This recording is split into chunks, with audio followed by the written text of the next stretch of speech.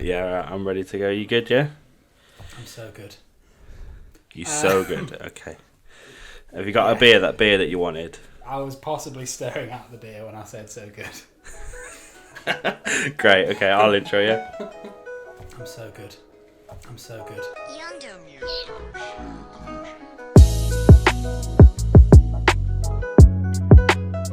Hello everyone, welcome back to the Back Post. It's Friday, we're back with another video. I hope everyone's well, hope everyone's good. How are you doing, Josh? It's actually Wednesday, but with clever editing techniques, you'll be seeing this on a Friday. Do not reveal our secrets like that, Josh. Hello. No, Adam, again, not necessarily because he's busy this time, just because he's ignored us all day. Hi Adam, if you're out there. Hope you're well, mate. Just haven't heard off you in a while. Just be 1 second, Ajay. I just realised that my mic is also pointing towards the kitchen, which has movement in it. So I'm just going to pop it not there. Professional, nothing but professional on this channel. It's a directional mic, so hopefully that'll help. But if you hear some conversations going on in the kitchen, you hear some conversations going on in the kitchen.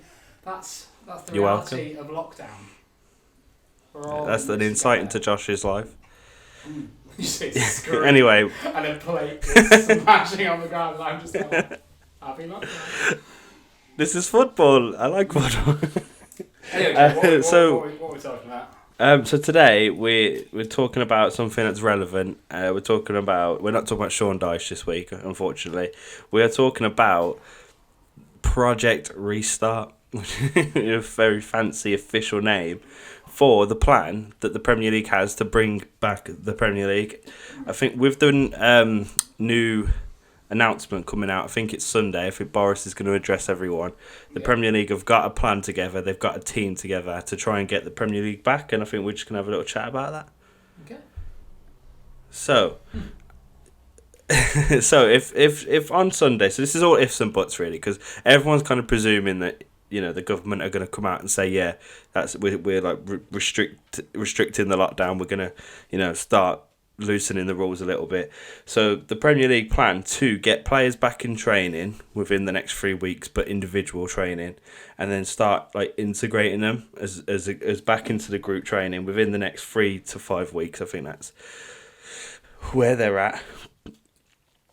But the number is right now that 40,000 tests will be needed to get this back. That, you know, testing the players, the staff, you know, just everyone involved with the game. 40,000 tests will be needed, and I think that's our first talking point right there, because that is a lot of tests just for football. Obviously, you know how this is going to be a weird point to start with, because you know how for the rest of this video I'm going to be talking about how against I am the importance of football during this pandemic, whatever you want to call it. But for instance, if you were talking about Tottenham, it's not that difficult, because weirdly Tottenham have finally done some good things, and I don't know if you know, but Tottenham Hotspur Stadium is a hospital at the moment, like an entire wing of it. Yeah. Like, theoretically, that wouldn't be too difficult to whiz Tottenham through. But what the fuck are Norwich doing? Yeah. like in like an old brick room, like we're just going to test you to see if you're ready for the football. Like, it's well, just... So they, I think that, you know, their plan, a part of their plan is to do everything at neutral grounds as well around the UK, just so, like, you know, they'll pick. I think they said they'll pick between 8 and 10 neutral grounds that they can regulate and keep safe themselves.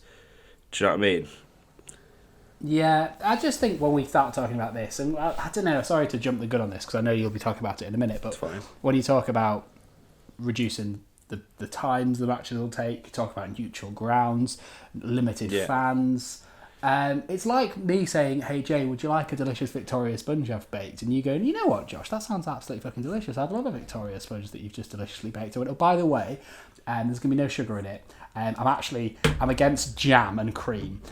And instead of cake, I think plywood is actually the way to go. And suddenly you're like, everything I've loved about this delicious Victoria sponge is plywood. And are we at risk of turning the Premier League into plywood? That is another perfect Josh Park analogy right there. That's one of them good ones. Anyway, they're all good ones. I mean, some of them go other ways. Anyway, I completely understand what you mean. Like, you know, a lot of people are saying, you know, the fans is the biggest part of football, and they're not allowed to be there. Yeah. But to play devil's advocate, because I agree with you, and I also agree with like other things, but to play devil's advocate, you know, it's the fact that I think, you know, the Premier League and football clubs at the minute, their priority is to just get the money coming back in, especially some of the smaller clubs who, you know, relied week in, week out on you know, the match day earnings. They're all just businesses, just like factories right now are planning to open up again. You know, certain businesses are planning to open up again. I think they are just the same, but obviously in front of get much more publicity for doing so. This leads perfectly into the main point I wanted to talk about, because us as a country, and don't get me wrong, I'm not just saying it's the Premier League, because the Bundesliga is coming back. Gareth Bale and Messi all got photographed returning to training recently. Yeah. So it's football, but football is, we both love it, but it's one of the greediest industries in the world. We both know that. And in the same way that, let's be honest, the UK has treated this virus horrendously compared to most of the European countries. That's why we have the greatest death toll in Europe. That's why, I've been maintaining social distancing, but let's be honest, what are the actual consequences of not? There aren't any. It's not. There was no proper lockdown. Lots of people have not fully adhered to it. That's why we've got so many deaths. And that's why the Premier League is basically a little the same. It's because England is so concerned about its economy, especially with the delicate Brexit thing. You know, we can't be sure to be absolutely fucked because we're about to leave Europe. Not a political podcast, I know, but it's the same with the Premier League. Is they're more worried about their finances. And the point I want to make is that if you are a country and a tsunami hits your coast and wipes out your entire east coast with a giant wave, it absolutely sucks. But it's an act of nature. It's a force of nature, and it's no one's fault. It just happens. You have to rebuild, and you have to take your losses because you do. It's not fair, but that's what it is. The Premier League cannot have a bubble around it during a global pandemic and go, well, we don't want to lose money. Tough. Everyone's in the same boat. Like, you can't just go, we can't affect the Premier League. It can affect everything. And if Liverpool fans and I don't care about the Liverpool title thing anymore. It feels fucking ages away since Tottenham was struggling in 8th. But if Liverpool fans sit there going, well, this isn't fair, we deserve the title. Yes, you do. But we also, no one has, allegedly no one has caused this pandemic. So what do you want us to do? Like, it's not. It's just a thing, isn't it? Like, don't bring the football back until everything's safe, good, and happy and fine. Yeah, I agree. No, but you know, as well, is you think about it on like a human level. I think a lot of people forget that the players are human, and like they'd be going back into a sport that's a contact sport, so they'd be running around with 21 other people, 22 people on the pitch. You know, like that, and then they have to go back to their families, and like people are forgetting about that. Do you know what I mean? Like, people are forgetting that, like, well, especially they're humans. Let's not forget La Liga with just Luis Suarez spitting on everyone. It's not going down well. Yeah, no, please, Luis. They're fucked now. but yeah, no, and I've watched the Frank Lampard interview recently. I think he did on BT. I don't know if you've seen it, but like, he was saying that, you know, he wants this to be sorted before he wants his players back out there, because, you know, it's and to him to get back there, because everyone's got families, everyone's got people they care about, and the Premier League and football as a whole are putting the money in front of all of it, aren't they? Well, I'm not saying we should put footballers out there because they're but football, like, ironically, footballers are probably the fittest and healthiest and well to cope with this virus of anyone. Like, it'd be very unlikely for a footballer to die of this virus because of how fit they are. However, the footballers do not return home to their isolation bubble. they return home to their families. Yeah. So like that's the point. That's always been the point through this entire thing, hasn't it? Yeah. It's not necessarily about you. Oh, it's fine. It's a virus. No, it's not about you. It's about your neighbour. It's about your parents. It's about your grandparents, and that's the point. And we've seen, we've seen how how like to put them in that environment as well, and say, all right, but you have to be careful.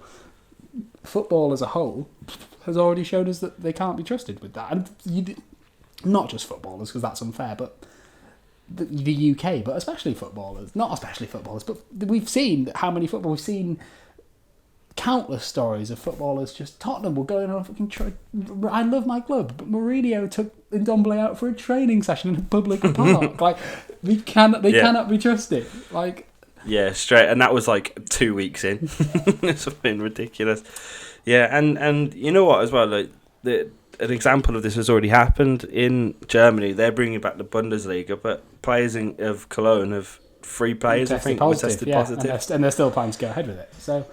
Yeah, and they're still planning, and because what they've done is just put them back into isolation for 14 days, and that just defeats the object, doesn't it? And it's just crazy, and you think like if football comes back, if this happens, let's say they bring it back and some players are tested positive and they have to go away then, and so say if it's like a shitter team and then some of their big players has to go in isolation, then they're at a disadvantage. So you can go down that avenue as well. You know what I mean?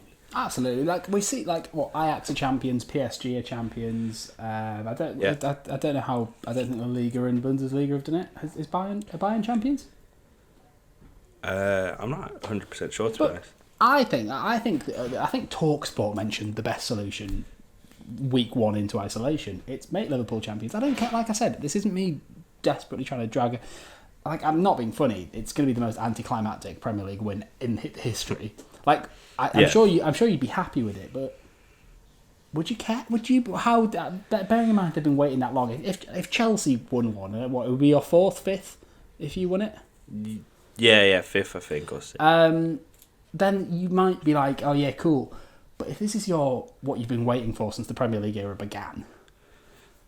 Yeah, and if you offered end like this, like I know Tottenham, but if you offered Tottenham a Premier League in this situation, you'd obviously kind of go, yeah, okay, but I wouldn't necessarily want it. I don't know, that sounds ridiculous, but you get where I'm coming from.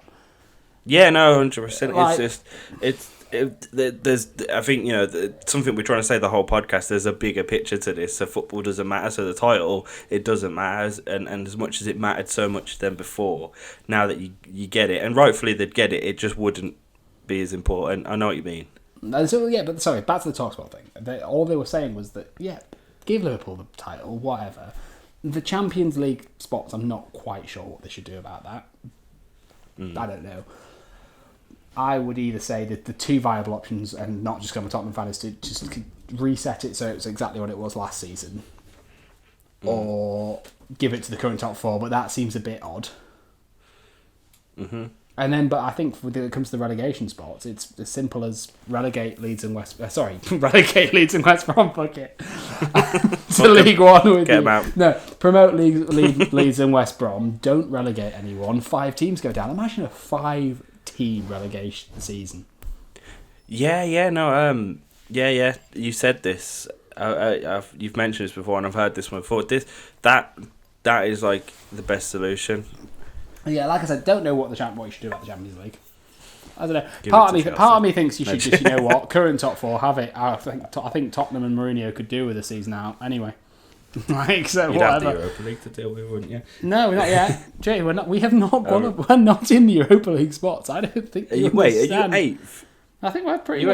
Yeah, because Sheffield are 6, and that's the lowest Europa League spot, isn't it? Fuck it out, Josh. I didn't even realise. Mate, it's fine. We're having a great time. But yeah, don't you worry about that. I think it's there's been some like you said that sounds to me like the best option. I think there's the idea of games in hand. I think a couple of teams have couple games in hand, which is difficult. But I think that's the best solution. But have you seen Gary Neville's solution? I think we need to talk about this. Sorry, I realise you can't see me, and I'm just squinting at you like what? So Gary Neville suggested, I don't know how serious he was, but he suggested that we take all of the Premier League players, the staff, everyone, to a different country that was less affected and play out the rest of it there. Yeah, fuck it. Why not? Yeah. Just take, hundreds of people away from their families, take them to a country where you might spread it over there, because it's not that affected, but you might spread it over there, Hello. and just play out the rest of the games. Hello, everyone. We want to play our football here. What? We're probably dragging on a little bit, so I think there's three things we need to talk about, and then we can end. Okay, go on. So, point number one, I saw a great tweet that said that if the Premier League does end up having like half an hour matches or like 20-minute halves, whatever, it was Tanguy Ndombele's time to shine, because he's the least match fit. He's the most talented, least match fit player in the world. Like, if you have a formula of those most talented divided by match fitness lacking, he is the best player in the world. I'm convinced of it. Ideal, yeah. Point number two is, well, we need to come to your solution to this, because I've said my solution. Just fucking wait, deal with it. I have a feeling that's your point too. Yeah, I completely agree. Okay, and point number three, Jay, is a slight tangent. I will now hold a tiny piece of me in my heart forever, a burning light of hope about what Pochettino said last week. Oh, for God's sake. Just, no, we're not going there, man. No, Make your own video about this. We're quickly going there, Jay. Fuck you. Quickly. Because, Go on, Jay, hurry up. in football management, for those who don't know, Pochettino said that he hopes, and he's put it into the universe, that one day he'll return to Tottenham and finish what he started. Jay, can you name me any other coach in history that said that, like about a club that sacked him? It doesn't. Don't know, but Mourinho came back and won stuff. No. But he didn't leave Tottenham. He didn't leave Chelsea and go, "I will come back." He didn't. He came back because he came back. That is such a pure thing. And through these dark times, your club are the one that got rid of him. Look, I didn't get rid of him. He'd still be there now if it weren't for your club. Right, Jay. Right. All I'm saying is, fuck you. He's going to manage Newcastle. He's going to win the league and the Champions League with them, and that's it. All right. Yeah. Okay. Can we agree on that? No, I don't want to. What a perfect way to end this video. No, Thank you everyone for watching. Pochettino for Newcastle job, all of that good stuff. Tell your fathers. Today's video was a bit serious for the most part until we got to the end there. Yeah. Well, there was that bit where I made that plywood joke, but yeah, of course. But right. There needs to be at least one good Josh analogy in every video. Just before you tell your dads, do tell your dads. Just if this episode's got the sound of an oven and my dad and girlfriend talking and me slurping on beer, I apologise. This wasn't ideal conditions, so apologise to your dad when you tell him. Tell him, but just pre-warn him. And also a car just went past. There's that as well. Yeah. Well, okay, thank you. Goodbye. Bye, everyone.